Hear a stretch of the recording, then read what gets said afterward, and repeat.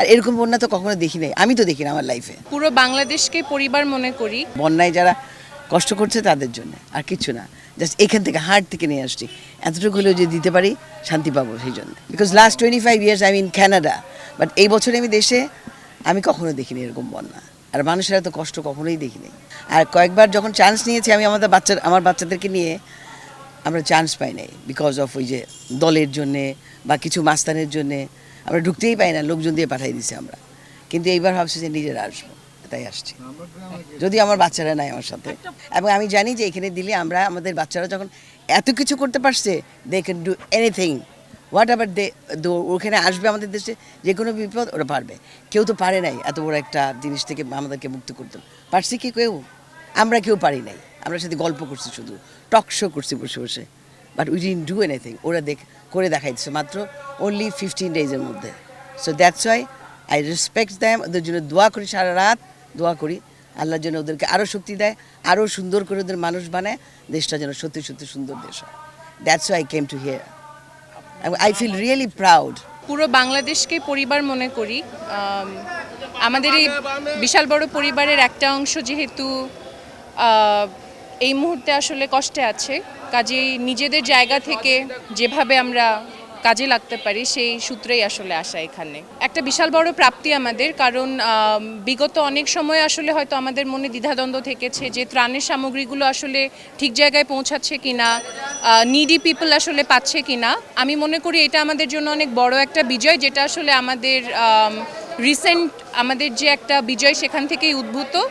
আমি মনে করি প্ল্যাটফর্মগুলো আগে থেকেও ছিল, জেলা পর্যায়ে, পাড়া পর্যায়ে, এখন জাতীয় পর্যায়ে আমরা আসলে দেখতে পাচ্ছি, এবং এটাকে আমরা কিভাবে টেকসই করতে পারি সে ব্যাপারে আমরা সামনে একটা ভাবনা চিন্তা করতে চাই। ছাত্র জনতার কিছু আপনার সিনসিয়ারিটির মাধ্যমে আমরা মনে করি প্রান্তিক বানবাসী মানুষ এগুলি তাদের মাধ্যমে পাবেন। আমাদের ওভাবে জনবল নেই যে আমরা ওভাবে একদম প্রান্তিকতে পৌঁছতে পারবো। আমরা আপনার ইতিমধ্যে আমরা লক্ষ্য করতে পারছি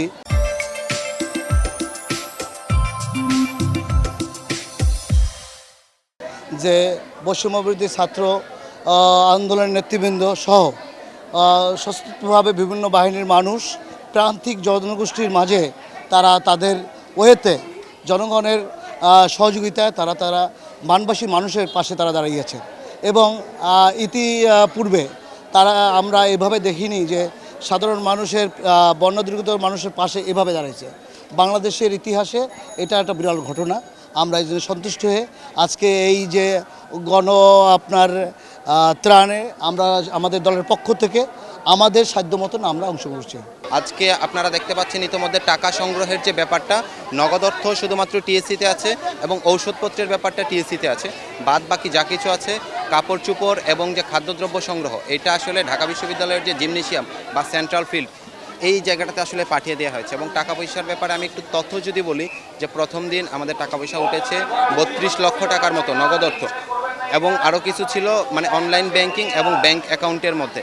এবং দ্বিতীয় দিন আমাদের টাকা সংগৃহীত হয়েছে 1,25,00,000 টাকার মতো, এবং তৃতীয় দিন এসে সংগৃহীত হয় আরও মোট তৃতীয় দিনে এসে মাত্র 13 ঘন্টার কালেকশানেই আমাদের হয় আরও 2,25,00,000 মতো। অর্থাৎ প্রথম দিন 32 লাখ, এরপরের দিন আরও 1,25,00,000 এবং তৃতীয় দিন এসে আরও 2,26,00,000 মতো। অর্থাৎ ক্রমান্বয়ে দেখতে পাচ্ছি যে টাকার পরিমাণটা দিন দিন বেশি পরিমাণে বাড়ছে, এবং আমরা আশাবাদী যে আজকেও হয়তো বা বিগত দিনগুলোর রেকর্ডকে আবারও ছাড়িয়ে যাবে। যতদিন পরিস্থিতি একদম স্বাভাবিক না হচ্ছে আমরা ততদিন পর্যন্ত কার্যক্রম চলমান রাখবো ইনশাল্লাহ। যখন থেকে পানি সম্পূর্ণভাবে নেমে যাবে এবং তাদের আবাসন প্রক্রিয়া সম্পন্ন হবে, তাদেরকে যতক্ষণ পর্যন্ত আমরা নিরাপদ আশ্রয় এবং গৃহে স্বাভাবিক জীবন ফিরিয়ে দিতে না পারছি, ততক্ষণ পর্যন্ত আমাদের কার্যক্রম চলমান থাকবে। তবে এইভাবে আবারও গণত্রাণ সংগ্রহ কার্যক্রম চলবে কিনা এই ব্যাপারে কিছু নিশ্চিত বলতে পারছি না। তবে তখন হয়তো বা আমাদের এইখান থেকে কার্যক্রম শেষ হয়ে গিয়ে আমরা তাদের কাছে টাকা পয়সাগুলো ডিস্ট্রিবিউট করতে শুরু করব, তখন কাপড় চোপড়গুলো ডিস্ট্রিবিউট করতে শুরু করব, এবং তাদেরকে নিরাপদে ঘরে পৌঁছে দেওয়ার আগ পর্যন্ত ইনশাল্লাহ আমাদের এই কার্যক্রম চলমান থাকবে, আমরা তাদের পাশে থাকবো।